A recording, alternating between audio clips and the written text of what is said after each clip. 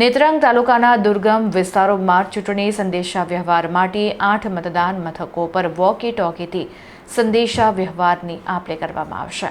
તાલુકાના ડુંગરાળ અને પહાડી વિસ્તારમાં આવેલા એવા 8 મતદાન મથકો જ્યાં મોબાઈલ કનેક્ટિવિટી ઉપલબ્ધ નથી, ત્યાં ચૂંટણીલક્ષી વિગતોની આપ-લે માટે વન વિભાગના વોકી ટોકી અને વાયરલેસ સેટની મદદ લેવાનો મહત્વનો નિર્ણય કરવામાં આવ્યો છે.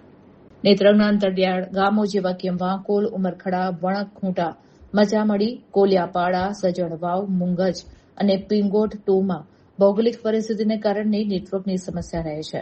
આ મથકો પરથી મતદાનની ટકાવારી અને અન્ય આંકડાકીય વિગતો સમયસર જિલ્લા ચૂંટણી તંત્ર સુધી પહોંચાડવા માટે નેત્રંગ અને ઝઘડિયા વન વિભાગના જવાનો વોકી ટોકી સાથે ખડેપગે રહેશે.